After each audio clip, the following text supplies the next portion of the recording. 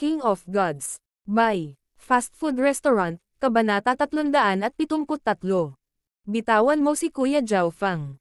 Wala kang dapat alam na sino man sa Sacred True Dragon Gathering ang kapareha mo.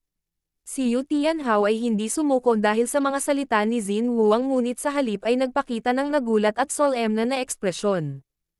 Pakiramdam niya ay nakikita ng normal na lalaking ito ang lahat tungkol sa kanya at ito ang dahilan kung bakit niya ito nasabi. Wala kang landas o pag-urong. Lumaban o isuko ang True Dragon Token. Napangiti si Yu Tianhao nang mapunta siya sa isang bato sa tapat ng Xin Wuang. Isuko ang True Dragon Token. Napabuntong hininga si Xin Wuang sa kanyang puso.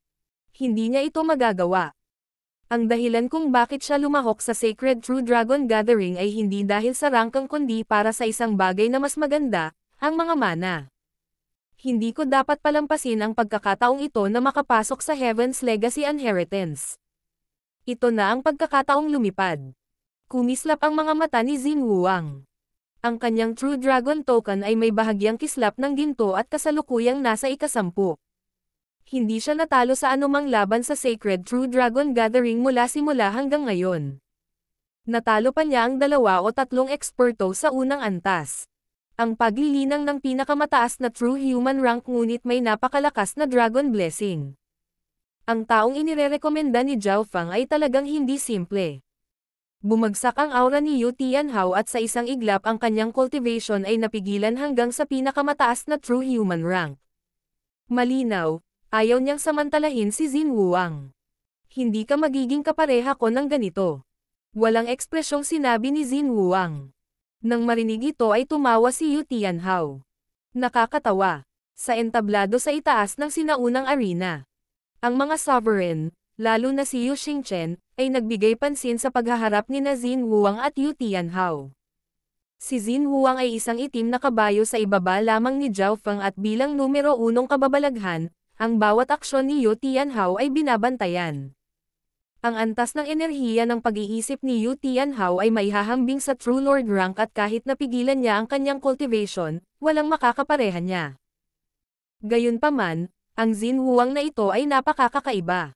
Siya ay may malalim na pananaw at tila isang Grandmaster, palaging nananalo kahit na may mababang paglilinang. Interesado ang mga soberano. Unparalleled under the heavens. Gumalaw si Yu Tianhao at iwinagayway ang kanyang kamay na nagpapadala ng isang makinang na liwanag na naglalaman ng paniniwala ng labis na kumpiyansa at pangingibabaw. Bagamat malinaw na siya ay nasa pinakamataas na True Human rank, ang kapangyarihan dito ay umabot sa isang hakbang kung saan ang mga nasa True Mystic rank ay banta.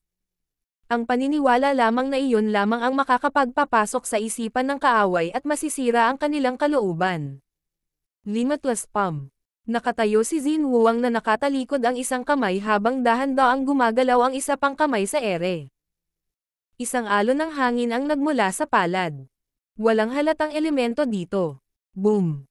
Ang mapangwasak na pag-atake ni Yu Tianhao ay tila lumubog sa isang putik sa harap ni Xin Wuang at pinabagal at nanghina. Ang unang galaw. Isang simpleng pagpapawalang bisa. Walang malaking sagupaan na inaasahan. Tumayo si Xin Wuang na inabot ang isang kamay at ang isa ay nasa likod niya. Nililipad ng hangin ang itim niyang buhok at tila Grandmaster ng martial arts. Nagulat ang mga soberano. Kalmado, hindi nagmamadali, mapayapa. Binigyan ni Xin Wuang ang mga tao ng pakiramdam na para siyang tubig, isang karanasan at matandang Grandmaster at hindi isang junior. Wala siyang talento o bloodline, ngunit umabot sa isang hakbang kung saan makakalaban niya ang iba pang mga halimaw sa henerasyong ito. Kawili-wili. Nag-alab sa mga mata ni Yu Tianhao ang layunin ng labanan habang lumalakas ang kanyang paniniwala. Sa isang sigaw ay sumugod siya sa harap ni Xin Wuang. Malapitan na laban. Walang ekspresyon si Xin Wuang habang ang isang kamay ay naging mabagal, mabilis, malambot, matigas. Pang! Bam! Sa isang kisap mata ay nagpalitan ng maraming suntok sina Xin Wuang at Yu Tianhao. Sa pagkakataong ito ay inilabas ni Yu Tianhao ang kanyang paniniwala at ang kanyang mga pag-atake ay lumakas. Kahit na nasa iisang cultivation sila ay hindi na kinaya ni Xin Wuang. Pagkatapos ng lahat, Ang unparalleled under the heavens ni Yu Tianhao ay naniniwala sa pangingibabaw at kataas-taasan na dumurog sa lahat ng bagay sa landas nito. Sa napakalakas na martial intent, ang kanyang mental energy ay nalampasan ang antas ng battle intent. Ang ekspresyon ni Xin Wuang ay solemn at naiintindihan ng kanyang kalaban na nalampasan ang mga naunang kaaway. Shua. Nagbago ang kanyang galaw ng mga paa, at ang kanyang palm style ay sumanib sa kanyang katawan. Sa puntong ito, tila likas si Xin Wuang. Siya ay naging isang dumadaloy na karagatan na maaaring sumipsap sa lahat ng bagay at kahit ano. Ang nakakatakot na opensa ni Yu Tianhao ay napawalang bisa. Bam! Pang! Boom! Lalong naging matindi ang malapitan na laban ng dalawa. Para silang naglalakad sa isang mahigpit na lubod na may bangin sa ibaba nila. Huminga ng malalim ang maraming manonood habang nanonood. Ang mas nakakatakot ay ang labanan ng dalawa ay hindi nawasak ang mga bato sa ilalim nila. Ilang bakas na lang ang naiwan. Mula dito makikita ng isang tao ang kanilang antas ng kontrol. Switching the stars. Muling nagbago ang estilo ni Xin Wuang at naging pull and pull na halos na redirect ang atake ni Yu Tianhao. Ang paglipat na ito ay kawili-wili. Bahagyang nanginig ang figure ni Yu Tianhao at muntik nang hilahin ni Xin Wuang. Kung ito ay isa pang henyo na wala ang kanyang level ng mental energy, maaaring una silang bumagsak sa lupa. Hindi pinalampas ni Xin Wuang ang pagkakataong ito at pagkatapos ay hiniwa patungo sa tiyan ni Yu Tianhao habang siya ay naging isa sa kanyang mga kaliwanagan.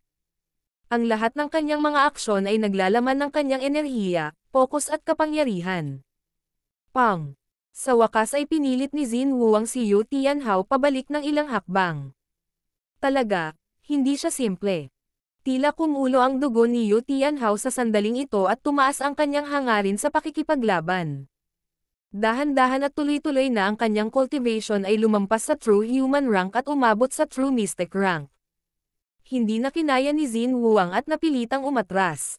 May limitasyon ang anumang bagay at nalampasan ng mga kaliwanagan ng mga kalaban ang Sword Intent at Blade Intent.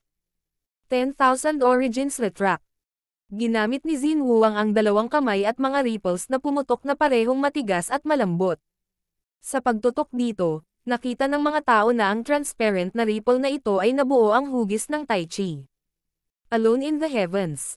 Dinurog ng palad ni Yu Tianhao ang lahat sa loob ng 100 yarda na radius ng may matinding puwersa. Gayunpaman, inihampas ni Xin Wuang ang kanyang mga kamay at ang kapangyarihan ay tila pinangunahan, pagkatapos ay hinihigop at nagbalik loob nang lumapit ito sa kanya. Sa paglilinang ng pinakamataas na True Human rank, natunaw niya ang aking pag-atake. Nagulat si Yu Tianhao. Siyempre, malulusaw lang ni Xin Wuang ang kanyang mga pag-atake dahil nag-specialize siya sa depensa at hindi niya kayang takutin si Yu Tianhao na nasa True Mystic rank. Gayunpaman, dalawang kamay na ang ginamit ni Xin Wuang. Dati isang kamay lang ang ginamit niya kahit na mas mataas ang cultivation ng kalaban kaysa sa kanya. Sa entablado sa langit, nagulat ang mga sovereigns sa labanan ni Yu Tianhao at Xin Wuang. Dapat mong makita na itinago ni Xin Wuang ang kanyang cultivation mula sa simula ng Sacred True Dragon Gathering hanggang ngayon. Ang kanyang tunay na cultivation ay nasa True Mystic rank at walang bloodline o top talent. Sinabi ng bronze skin na higanteng Deputy Palace Lord. May sikreto itong si Xin Wuang. Sumang-ayon si Beiyang Dao Sovereign. Nang makitang ang atensyon ng lahat ay nakadirekta mula kay Zhao Yufei kay Xin Wuang, nagpakawala siya ng hininga. Yung pakiramdam na binibigay niya sa akin, nakaranas siya at may malalim na kaliwanagan. Ang paraan ng paggamit niya ng mga kasanayan ay isang bagay na ang Origin Core Realm lang ang makakagawa.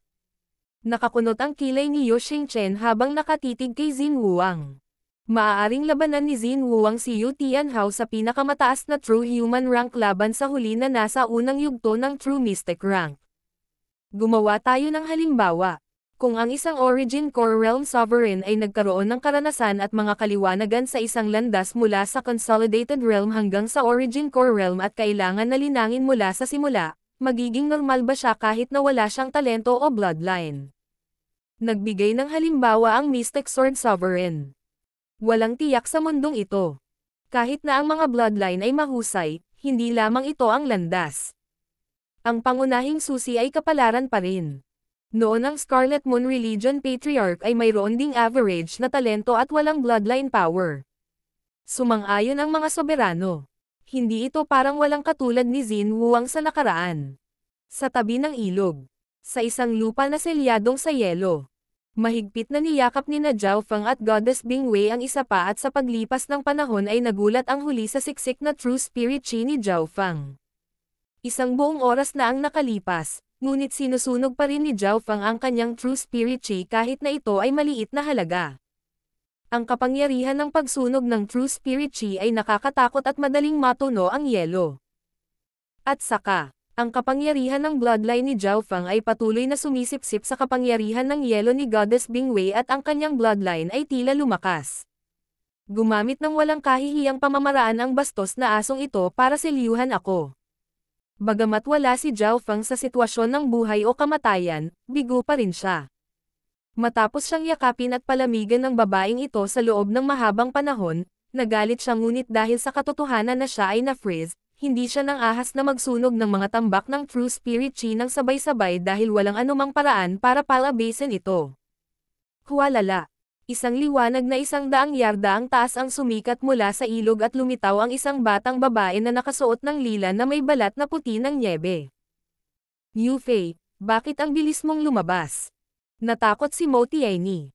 Ang mga mata ni Zhao Yufei ay kumislap at bigla siyang parang may naramdaman at lumingon patungo sa nagyayelong lugar. Sa frozen zone, mahigpit na niyakap si Zhao Feng ng isang ice beauty. Ang eksenang ito ay nagpalamig sa kanyang puso. Bitawan mo si Kuya Zhao Feng. Nang makita niya ang sitwasyon, isang malamig na kislap ang kumislap sa kanyang mga mata habang siya ay naging malabo ng liwanag na umaakyat patungo sa gitna ng yelo. Ho! Habang pinalipad ni Zhao Yufei ang isang malakas na aura ng True Spirit na kinulayan ng kulay ang kalangitan at bawat henyo sa loob ng 100 milyang radius ay naramdaman ang paglundag ng kanilang mga puso. Ang lakas ng aura. Ito ay tulad ng isang True Lord na maaaring tumawag ng Heaven Earth Yuan Chi. Ang Goddess Bing Wei na nakayakap kay Zhao Feng ay nagngangalit ang kanyang mga ngipin habang muli niyang binabaan ang temperatura. King of Gods, Kabanata 374. Pagtingin sa ulap. Natukoy ni Goddess Bing Wei ang pagdating ni Zhao Yufei at inilipat ang kanyang bloodline power para bumaba ang temperatura sa isang nakakatakot na antas. Inihanda na niya ang pagsil sa taong darating para tumulong din sa yelo. Dahil dito si Mo Tianyi at ang lalaking dilaw na mukha ay hindi nang ahas na tulungan si Zhao Feng. Ang gitna ng lugar ng yelo ay hindi magagalaw ng normal na True Mystic ranks at maaaring magnos ng lamig. Sister Yufei, mag-ingat ka. Nagbago ang mga ekspresyon ni Mo Tianyi at ng mga kasama ngunit huli na ang lahat. Sa mga tuntunin ng bilis, nalampasan na ni Zhao Yufei si Mo Tianyi, isa sa mga nangungunang henyo ng North. Mabilis na lumapit si Zhao Yufei sa lugar ng yelo at sa bawat hakbang niya papalapit, lumalamig ang lamig. Kahit na ang normal na True Mystic ranks ay mahihirapang gumalaw sa kaibuturan ng yelo. May jade feel ang balat ni Zhao Yufei at nang dumating ang lamig, hindi siya na-freeze gaya ng inaasahan. Isang layer ng liwanag ang nakapalibot sa kanyang katawan at maaaring ipatawag ang Heaven Earth Yuan Chi sa malapit sa loob ng 1 milya radius. Para siyang True Lord rank.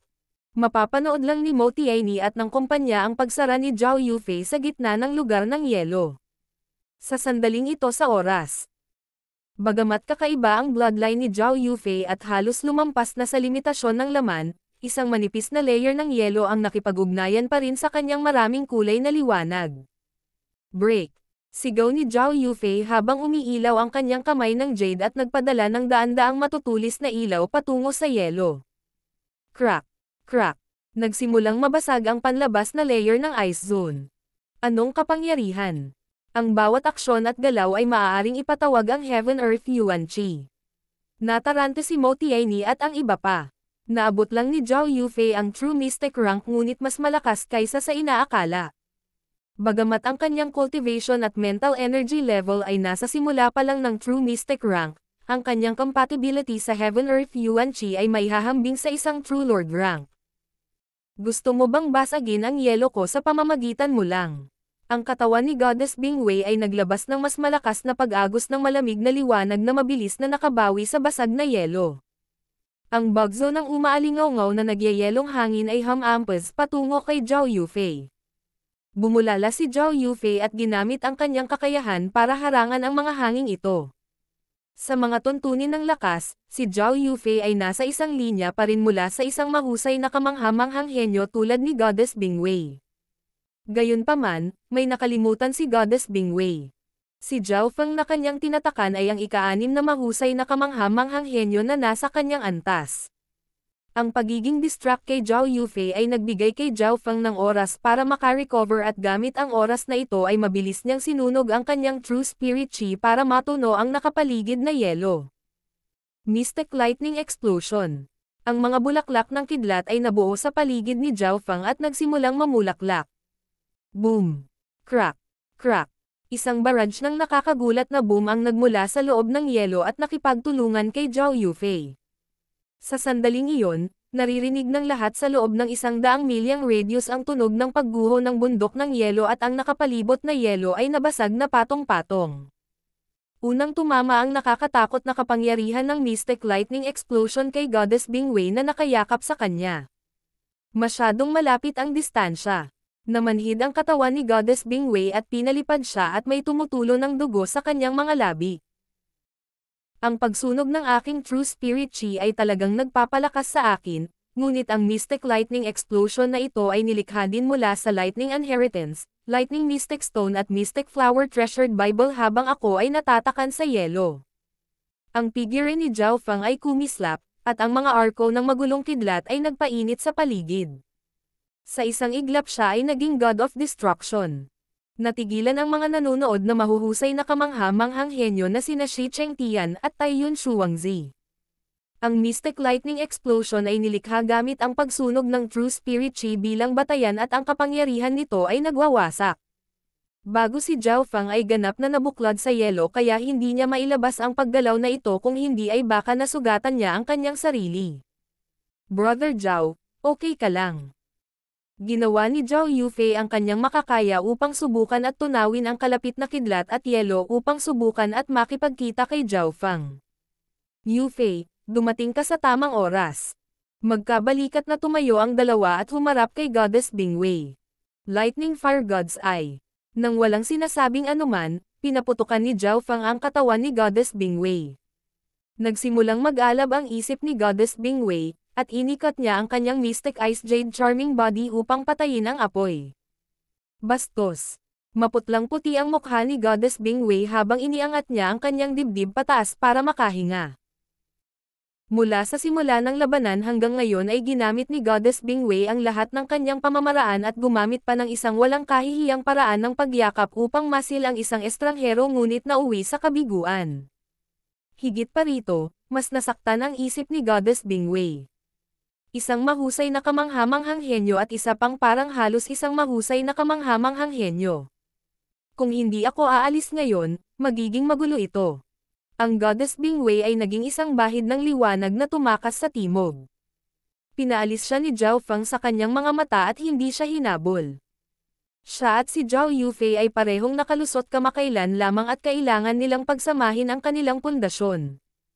Higit pa rito, walang kumpiyansa si Zhao Feng na pananatilihin si Goddess Bingwei. Magulo ang kanyang bloodline at Mystic Ice Jade Charming Body. Maaaring sumipsip ng mga pag-atake ng yelo ang bloodline ni Zhao Feng, ngunit ang bloodline ni Goddess Bingwei ay may malakas na depensa at nababanat din sa karamihan ng mga kasanayan sa elemento ng yelo. Ang lakas ni Zhao Yufei ang nagpagulat kay Zhao Feng.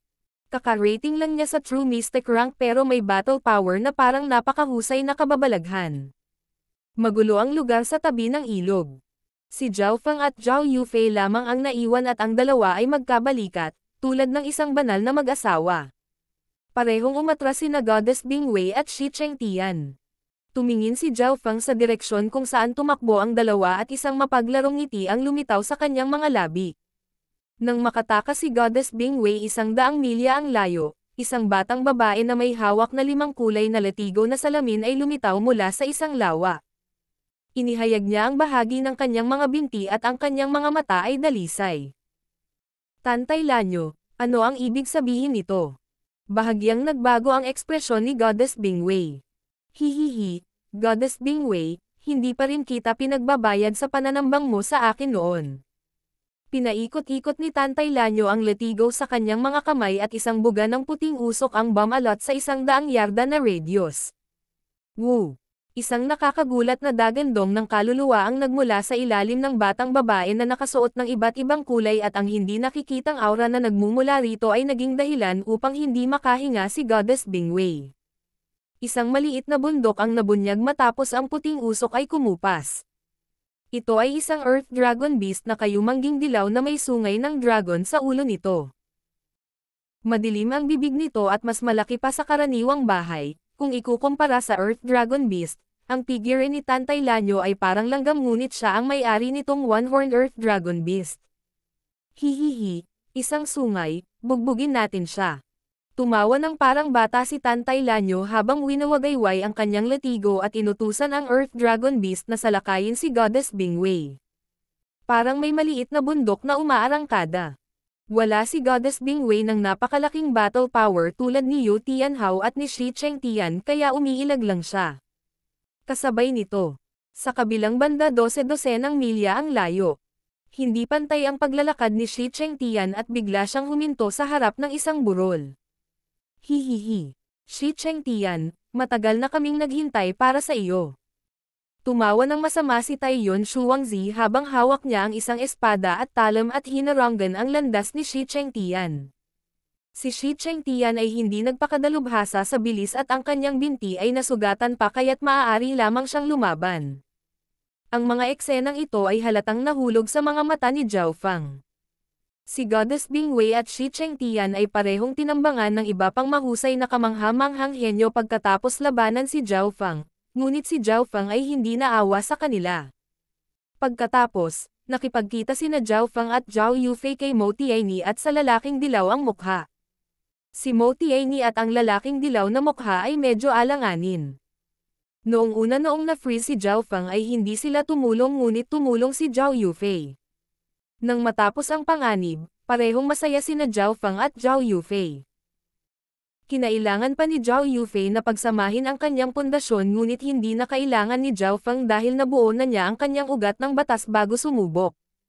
Brother Mo, protektahan mo muna si Yufei. Babalik ako. Sabi ni Zhao Fang pagkatapos ay naging blur na kumislap sa hangin. Hindi pumunta si Zhao Fang para habulin si Goddess Bingwei o patayin si Shi Chengtian. Dumating siya sa isang burol at tumingin sa isang kuweba gamit ang kanyang God Spiritual Eye. Sa loob ng kuweba, sinimulan ni Yu Tianhao at Xin Wuang ang labanang nanginginig sa kaluluwa.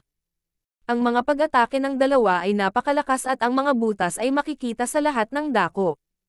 Ang Xin Wuang na ito ay talagang malalim na itinago ang kanyang sarili. Nakalock kay Xin Wuang ang God Spiritual Eye ni Zhao Fang. Ang mga layunin ni Xin Wuang ay tila mula sa kalikasan at bawat galaw mula sa kanya ay perpekto. Bawat aksyon, bawat kasanayan ay ginamit ang kapangyarihan ni Xin Wuang sa kanyang buong potensyal. Ang nakapalibot na Heaven Earth Yuan Qi ay tila naging kanyang kalasag. Ang kanyang kalaban na si Yu Tianhao ay sadyang makapangyarihan at ang kanyang paniniwala ay parang espada at talam na layunin na maaaring tumagos sa kawalan. Kung kailangang sabihin ni Zhao Fang kung alin ang mas malakas, si Yu Tianhao ang may walang katulad na lakas sa pakikipaglaban. Gayunpaman, mas mahusay si Xin Wuang. 10 galaw. 50 galaw. 100 galaw. Ang takbo ng dalawa ay mabilis at mabagal kung minsan, na nagbibigay ng pakiramdam na ang puwang ay baluktot. Naramdaman ng mga nanonood ng labanang ito kasama si Zhao Fang at ang mga manunood sa sinaunang arena na nanginginig ang kanilang mga puso. Ang kaibahan ay si Zhao Fang ay nanunood gamit ang kanyang God Spiritual Eye at maaaring kopyahin ang mga eksena sa kanyang isipan. Sa makatuwid, pinaikot ni Zhao Fang ang kanyang God Spiritual Eye sa maximum sa kanyang nakawin na higit pang mga kasanayan. Sa isang tiyak na punto ay bigla niyang naramdaman ang paglabas ng kanyang malay sa kanyang shell. Shua! Nagbago ang pananaw ni Zhao Fang. Nakita niya mula sa langit ang labanan ni Yu Tianhao at Xin Wuang. Parehong sina Yu Tianhao at Jin Huang ay tila nakaramdam ng malamig na mata na tumingin sa kanila ngunit nang tumangala sila, wala doon. Hanggang 200 galaw lamang ang napagdesisyonan ng nanalo. Pang! Ang isa sa mga figure ay ipinadala sa paglipad sa bundok. King of Gods, Kabanata 375. Pag-unawa. Alone in the Heavens. Lumakas ang hangarin ni Yu Tianhao sa pakikipaglaban at isang pinakamataas na paniniwala ang lumabas mula sa kanya na nagpang-inag sa Earth at nawalan ng kulay ang kalangitan. Sa puntong iyon ay tila siya lang ang nasa mundo habang nakatingin siya sa lahat ng bagay. Switching the Stars. 10,000 Origins Retract. Si Jin Huang ay may time na ekspresyon sa kanyang mukha na hindi pa nagagawa noon, at ang kanyang dalawang kamay ay malalim na sinubukang i-absorb at i-redirect ang palad ni Yu Tianhao. Gayunpaman, sa huling sandali ang paglilinang ni Yu Tianhao ay hindi napigil ang umakyat sa mga huling yugto ng True Mystic Rank. Bam! Ang katawan ni Jin Huang ay lumipad palabas at bumagsak sa bundok na nagdala ng alikabok. Natalo ako. Kung gusto mo ang True Dragon Token maibibigay ko ito sa iyo. Walang ekspresyong kinuha ni Jin Huang ang True Dragon Token. Sa loob ng bula ng liwanag na tagumpay ay hindi nangangahulugan na maaari mong kunin ang Dragon Blessing ng natalo. Kailangang pisikal na kunin ng isa ang True Dragon Token. Dahil sa pagkakaiba ng cultivation at ang bloodline ni Yu Tianhao, halatang mananalo siya. Pinilit mo akong gamitin ang cultivation ng mga huling yugto ng True Mystic Rank na may lamang sa paglilinang ng panimulang yugto True Mystic Rank Power at halos hindi ako manalo sa'yo. Tumingin si Yu Tianhao kay Jin Huang ng malalim na parang sinusubukang alalahanin kung ano ang hitsura niya. Gayunpaman, masyadong normal si Jin Huang, walang espesyal sa kanya.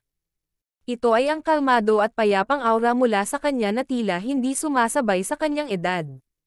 Sa wakas, hindi kinuha ni Yu Tianhao ang True Dragon Token ni Jin Huang at umalis. Sa kanyang puso ay hindi siya nanalo. Masasabing natalo pa siya. Ang pagiging numero 1 henyo na si Yu Tianhao ay kinoronahan na mula pa noong siya ay bata pa at malungkot na nakatayo sa tuktok. Gayunpaman, kahit na hindi siya natalo sa labanang ito ay naramdaman niya na parang siya ang natalo. Pinaalis si Yu Tianhao gamit ang kanyang mga mata. Umiling si Jin Huang at ngumiti. Tila nasa loob ng kanyang inaasahan na hindi kinuha ng kalaban ang kanyang True Dragon Token. Sa itaas ng sinaunang arena sa entablado. Kahit na tila natalo si Jin Huang sa huling hakbang, hindi siya nasaktan dahil pinawalang bisa niya ang kapangyarihan. Napuno ng pagtataka ang mukha ng Green Moon Sovereign. Mas maganda sa ganitong paraan. Ang landas ng paglilinang ng Howers ay masyadong maayos at hindi magandang bagay na walang kalaban. Kumikislap ang mga mata ni Yu Xingchen habang nagsimula siyang mag-isip. Bilang isang ama, halatang hinihiling niya na magkaroon si Yu Tianhao ng mas malalakas na kalaban ngunit ang talento ni Yu Tianhao ay namumukod tangi at itinapon ang bawat iba pang mahuhusay na kamangha-manghang henyo sa kanyang likuran. Noong nakaraang taon, sinasadya ni Yu Tianhao na hindi makapasok sa True Lord rank o kung hindi ano ang ibig sabihin ng Sacred True Dragon Gathering sa kanya. Sa bundok, ang kamalayan ni Zhao Fang ay pumasok sa isang malalim na estado at tila lumundag sa kanyang katawan at pinanood ang proseso ng labanan nina Yu Tianhao at Jin Huang. 2 beses na niyang naramdaman ang ganitong pakiramdam noon. Parehong beses na lumitaw ang Eye of Heaven sa kalangitan ngunit gumugol ng maraming enerhiya sa pag-iisip. Sa pagkakataong ito ay bahagyang na-control ito ni Zhao Fang at nanood lamang at hindi naglagay ng anumang pressure dito. Pagkatapos ng laban, tumingin si Jin Huang sa langit at tila nag-iisip. Ang lakas ng labanan ni Yu Tianhao ay talagang walang kapantay, kahit si Jin Huang ay natalo. Sa loob ng dimensyon ng kaliwang mata ni Zhao Fang, nag-replay sa kanyang isipan ang mga eksena. Ang paniniwala ni Yu Tianhao ay nalampasan ang normal na layunin ng espada at talam. Si Kang Yuyo, Tian Yunji at ang iba pa ay magiging walang silbi laban sa kanya. Ang kapangyarihang ito ay nagmula sa puso at hindi ito makopya ni Zhao Fang. May limitasyon ang mga kasanayang maaaring kopyahin ni Zhao Fang. May hangganan ang kanyang God Spiritual Eye, hindi ito para bang magagawa niya ang lahat. Una, ang pagkakatugma sa pagitan ng bloodline at elemento. Ang ilang bloodline secret technique ay nakabatay sa isang bloodline kaya kahit alam ni Zhao Feng kung paano ito ginamit, hindi niya ito magagamit.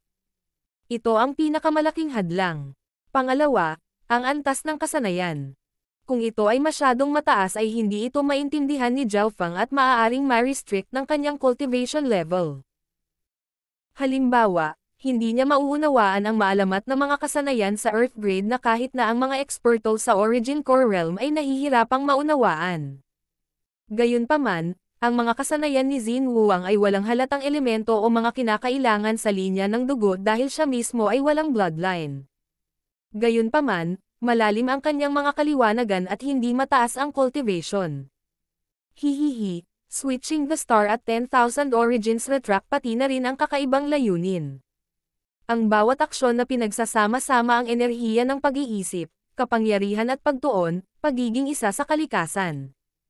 Isang ngiti ang lumitaw sa mukha ni Zhao Feng habang kinokopya niya ang mga kasanayan ni Xin Wuang. Nagkaroon ng kabuuang tatlo.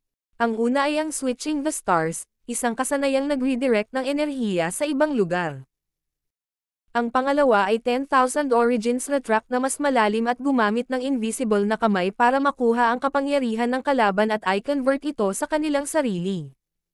Ang pangatlo ay ang kombinasyon ng mental na enerhiya, kapangyarihan at focus, na nagiging isa sa kalikasan. Magagawa lamang agad ni Zhao Feng na kopyahin ang unang uri na magre-redirect ng enerhiya. Ang pangalawang 10,000 origins retract ay mas malalim at nagsimulang hawakan ang kasanayang nilinang ni Xin Wuang kaya hindi agad ito matutunan ni Zhao Feng. Ang tatlo ang pinakamahirap at nalaman ni Zhao Feng na karaniwang ito ay ang paggamit ng ugat ng batas. Kung mauunawaan ko ang pangatlo maaari itong madagdagan ang aking ugat ng batas. Napagtanto ni Zhao Feng. Mas pinapahalagahan niya ang pangatlo habang pinagsama ang unang uri sa sarili niyang kakayahan. Ang Lightning Inheritance at Mystic Flower Treasured Bible ay mga nangungunang antas ng kasanayan sa buong kontinente ngunit itinuturing na karaniwan lamang sa Sacred True Dragon Gathering.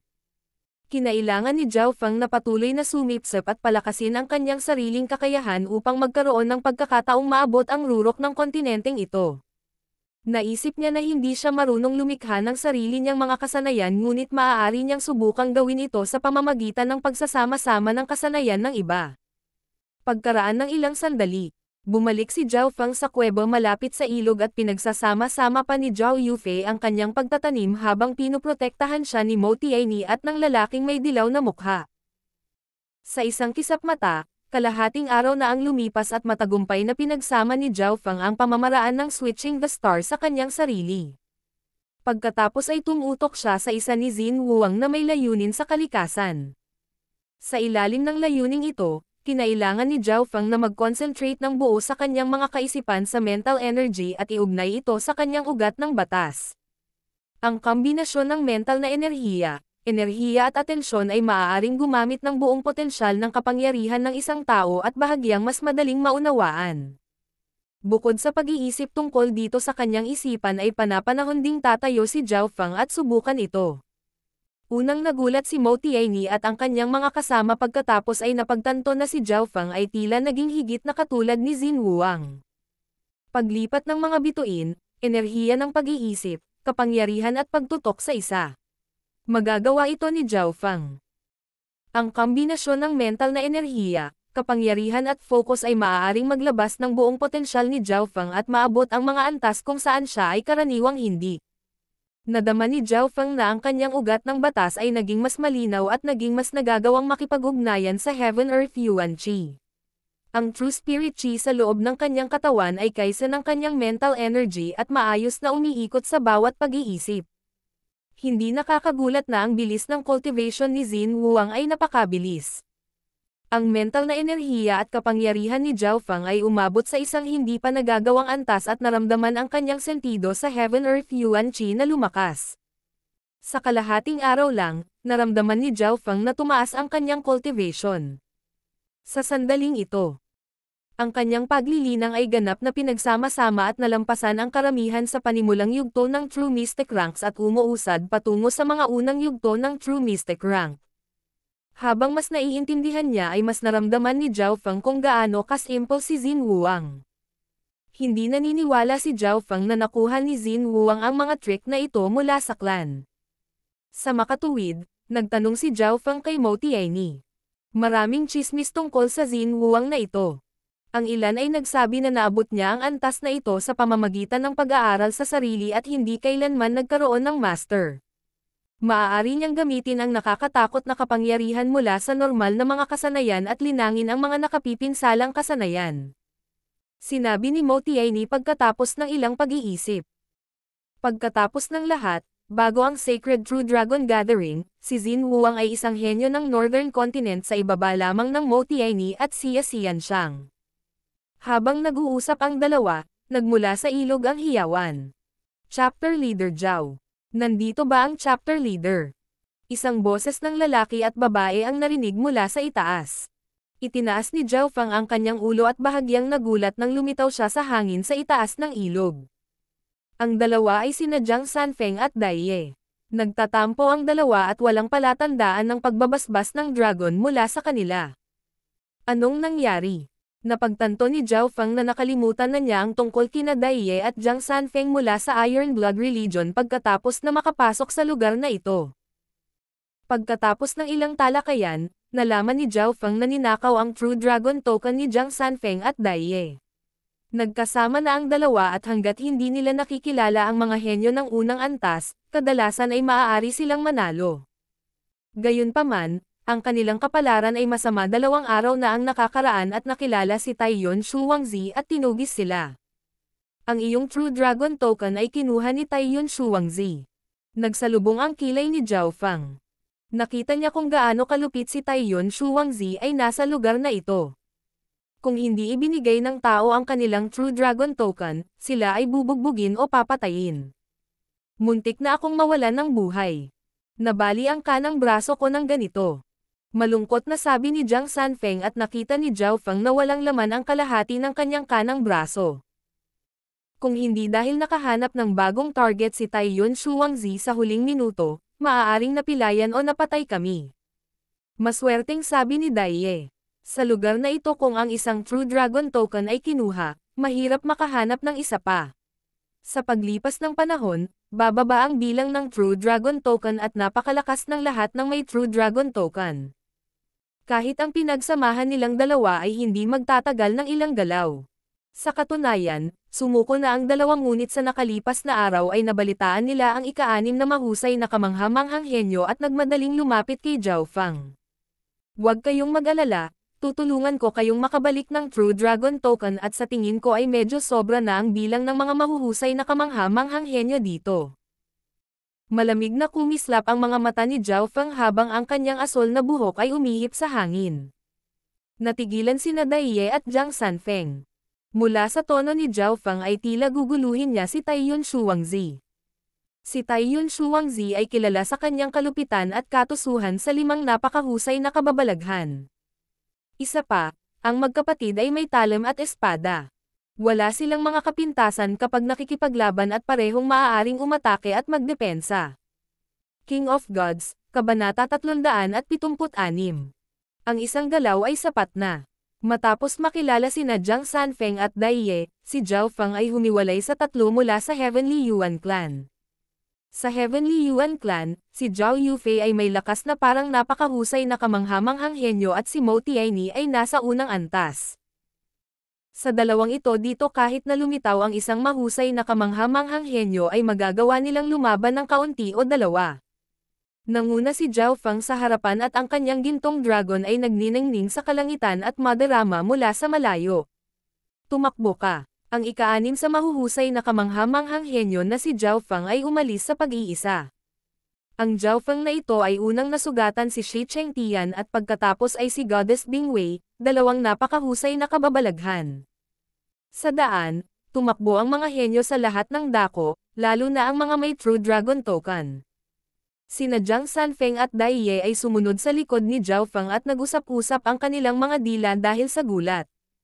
Nakaramdam sila ng tuwa at komplikado sa parehong oras.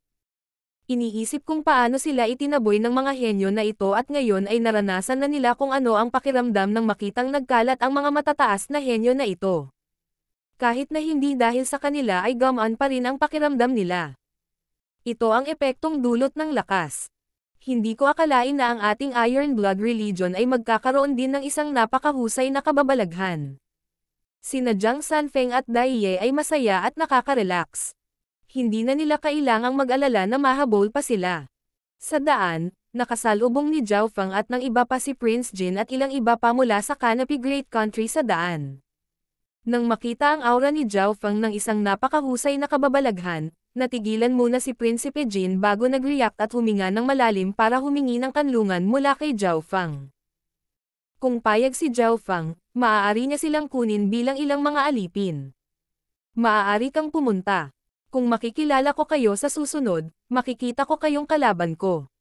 Malamig na sabi ni Zhao Feng at agad na tumanggi habang inilalabas niya ang kanyang mental energy pressure na dahilan para hindi makahinga si Prince Jin at ang mga kasama. Walang mga patakaran dito at hindi siya isang Buddha na kailangang protektahan ang iba. Umalis si Prince Jin at ang mga kasama ngunit inaasahan ang resultang ito. Si Zhao Feng ay tila hindi isa sa mabubuting tao. Chapter Leader Zhao, napakalakas ng iyong Dragon Blessing at sino mang makakita sa iyo ay tatakas kapag nakita ka nila. Sabi ni Dai Ye, medyo nag-aalala. Sa paglipas ng panahon bumababa ang bilang ng True Dragon Token. Simple. Ikinaway ni Zhao Feng ang kanyang kamay at pinalabas ang maliit na pasang magnanakaw. Ginamit niya si Jiang Sanfeng at Dai Ye bilang pain habang tumulong ang maliit na pasang magnanakaw, at inal-alayan sila ni Zhao Feng gamit ang Luo Haobao. Sa katotohanan, sa bilis ni Zhao Feng, madali niyang maabutan ang mga tumatakas at nakawin ang kanilang True Dragon Token. Gayunpaman, hindi niya gustong makuha ng dalawa ang True Dragon Token ng ganoon kadali. Makalipas ang isang oras, walang gaanong nagawa si Zhao Feng at sina Jiang Sanfeng at Dai Ye ay parehong may Silver True Dragon Token na may kinang ng ginto. Matapos makumplito ang mga problema para sa dalawa, nagpasya si Zhao Feng na humanap ng gulo para kay Taiyuan Shuangzi. Inutusan ni Zhao Feng si Dai Ye at ang kanyang mga kasama na manatili sa loob ng 20 milyang radius mula sa kanya upang sa ganitong paraan ang kanyang napakahusay na kamanghamanghang Dragon Blessing Aura ay hindi makalapit sa ibang mga henyo. Chapter Leader, yung Taiyuan Shuangzi ay kakilakilabot at nakakatakot. Dahil mayroon na kaming True Dragon Token, hindi na natin kailangang maging kaaway niya. Hindi mapalagay si Jiang Sanfeng.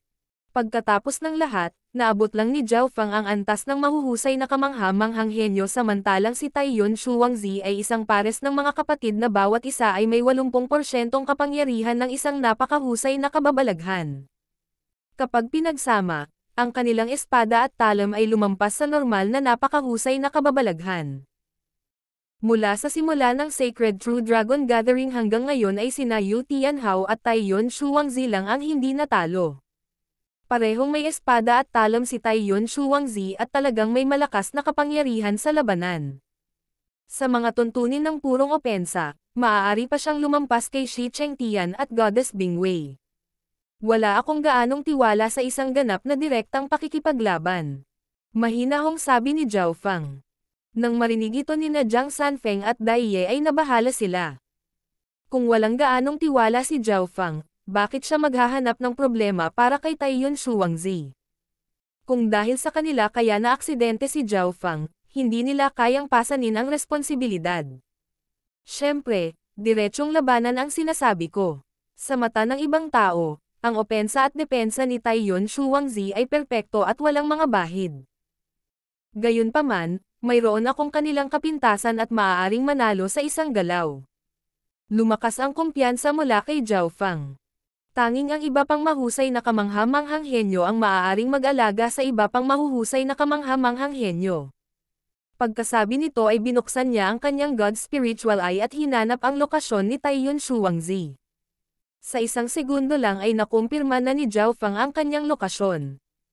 Tara na. Pinangunahan ni Zhao Feng ang landas at may gustong sabihin sina Jiang Sanfeng at Dai ngunit naabutan sila ng inaasahan. Sa daan, isang biglaang surge ng isang gintong dragon ang lumitaw mula sa harapan na mas malakas pa kaysa kay Zhao Feng. Parehong huminga ng malalim sina Jiang Sanfeng at Dai Ye at kinabahan. So, Isang batang babae na nakasuot ng bahaghari ang lumitaw sa kalangitan sa isang lumilipad na isda na kasing laki ng isang lawa. Ang kanyang 5 kulay na latigo na salamin ay nagpa-atres sa mga kalapit na mga henyo. Sa loob ng bula ng liwanag. Sa sandaling lumitaw ang isang napakahusay na kababalaghan, lahat ay tatakbo. Ngunit paano kung ang isang mahusay na kamanghamanghang henyo ay nakatagpo ng isa pa? Sa ilalim ng mga normal na sitwasyon, ang mahuhusay na kamanghamanghang henyo ay makakadama ng isa pa mula sa malayo at kadalasang umiiwas sa isa't isa dahil hindi sila kumpiyansa na manalo. Gayunpaman, nilock ni Zhao Feng ang direksyon ni Taiyuan Shuangzi at walang palatandaan ng pag-iwas sa kanya. Siya yon. Nakita ni Tantay Lanyo si Zhao Feng mula sa malayo at bahagyang naging solemn na ang kanyang ekspresyon. Nagkita sila ni Zhao Feng sa ilog ngunit hindi nag-away. Sa oras na iyon, ang lakas ni Zhao Feng ay nasa antas ng mahuhusay na kamanghamanghang henyo at kahit na hindi siya maaaring baliwalain ni Tantay Lanyo, minamalas siya. Gayunpaman, matapos talunin sina Shi Chengtian at Goddess Bingwei, hindi natitinag ang posisyon ni Zhao Feng na napakahusay na kababalaghan. Napanood din ni Tantay Lanyo ang laban na iyon. Ang bloodline ng mata niya ay biased sa mental energy, pero mataas ang level ng mental energy ko at kayang kontrahin siya. Natatakot ako na atakihin niya ang aking mga espiritual na alagang hayop. Sinuri ni Tantay Lanyo at kahit na hindi siya natatakot kay Zhao Feng, nag-iingat pa rin siya sa kanya. Hindi umatras ang dalawa at naglapitan ang mga gintong dragon sa langit. Pagkatapos, sina Zhao Feng at Tantay Lanyo ay nasa 1 milya ang layo. Maaaring magpaputok ng mga pag-atake sa hanay na ito lalo na para kay Zhao Feng na dalubhasa sa busog. Naghanda na si Tantay Lanyo sa kanyang puso ngunit sa kanyang paningin ay hindi man lang siya nilinggan ni Zhao Feng at dumaan sa kanyang likuran. Bahagyang nagulat si Tantay Lanyo. Una niyang inisip na narito si Zhao Feng para manggulo dahil nag-ambala niya siya noong araw na iyon. Pagtingin sa direksyong tinatahak ni Zhao Feng ay bigla siyang may naalala. Kung tama ako, sina Taiyuan Shuangzi at Shi Chengtian ay dapat nasa direksyong iyon. Umiikot ang mga mata ni Tantay Lanyo habang may iniisip. Kung tama siya, malamang na nakalock si Zhao Feng sa isang napakahusay na kababalaghan. Sa pag-iisip hanggang dito ay nagpasya siyang sumunod sa likuran. Kalahati ng oras na kinuha sa paggawa ng tsaa mamaya. Isang bundok ang lumitaw mula sa harapan at nagkaroon ng malalaking pagbabago sa Earth Yuan Chi. Sa bundok na ito ay may 2 makapangyarihang aura mula sa napakahusay na kababalaghan. Sa kailaliman ng bundok, hinawakan ni Taiyuan Shuangzi ang isang espada at talam at tumawa patungo sa langit habang brutal niyang hinahampas ang malaking bowl ang bato sa kanyang harapan. Nagbigay ng mahinang dilaw na liwanag ang malaking bowl ang bato. Ding-ding. Pang. Pang. Nag-iwan ng sparks ang espada at talam sa malaking bowl ang bato. Isang dragon blessing ang nagmula kay Taiyuan Shuangzi at ang isa pa ay nagmula sa malaking bowl ang bato. Kung titingnang mabuti ang malaking bowl ang bato ay talagang isang taong nakabalot sa kanyang sarili at isang layer ng kayumanggi at dilaw ang bumubuo ng isang malakas na depensa sa paligid niya. Ang malaking bowl ang bato ay lumubog sa bundok na parang sinusubukang makipag-ugnayan sa Earth at makakuha ng higit pang depensa.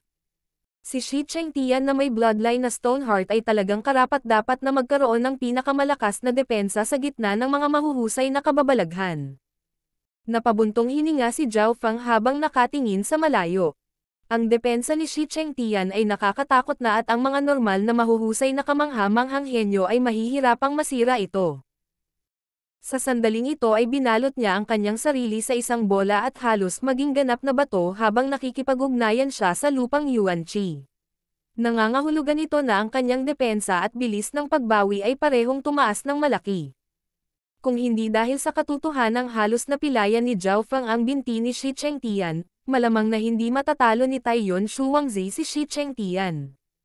Gayunpaman, si Taiyuan Shuangzi ay tuso at tinamaan ang metal habang ito ay mainit, na pinilit si Shi Chengtian sa ganitong desperadong sitwasyon. Gaano man kalakas ang depensa ni Shi Chengtian, hindi siya makakatakas sa kapalaran at si Taiyuan Shuangzi ay nagdala ng espada at talam. Big Brother, may isa pang mahusay na kamanghamanghang henyong aura na lumalabas. Hindi maganda, ang brat na iyon. Gusto ba niya ng bahagi ng ating mga samsam sa digmaan? Huminto si Taiyon Shuangzi at napabuntong hininga bago tumitig kay Zhao Feng na may nakamamatay na nagbabantang mga mata. Karamihan sa mga mahuhusay na kamangha-manghang henyong ay kadalasang sinubukang iwasan si Taiyon Shuangzi. Ang magkapatid na ito ay mabagsik at lumaban na parang mga baliw. Sa sandaling nakipaglaban sila sa kanilang mga buhay normal na napakalaki prodigies ay hindi maaaring tumagal ito. Brat na may aswal na buhok, sakto namang nakarating ka dito. Magsama tayo at ibababa muna itong batong lalaking ito tapos hahatiin natin ang dragon blessing niya sa 60-20. Nanlalaki ang mata ng nakatatandang kapatid ni Taiyon Shuangzi habang nag-iisip ng plano. Sa kasalukuyang sitwasyong ito, pinakamainam para sa kanila na huwag labanan si Zhao Feng. Napilitan na nila si Shi Chengtian sa isang sulok at kung sisimulan na nilang labanan si Zhao Feng ngayon, gagaling si Shi Chengtian at aatakehin sila. Hindi naging madaling harapin ang dalawang napakahusay na kamangha-manghang henyo nang sabay-sabay at makitang dumating si Zhao Feng. Ang bola ng bato ni Shi Chengtian ay lumubog ng mas malalim sa lupa.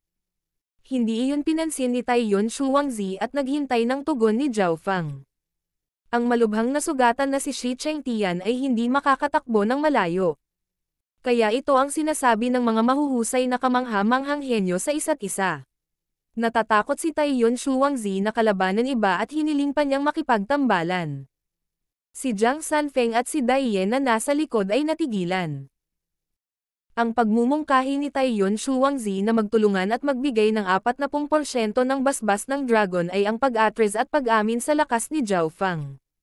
Gayunpaman, ang asol na buhok ni Zhao Feng ay umihip sa hangin habang siya ay sumigaw.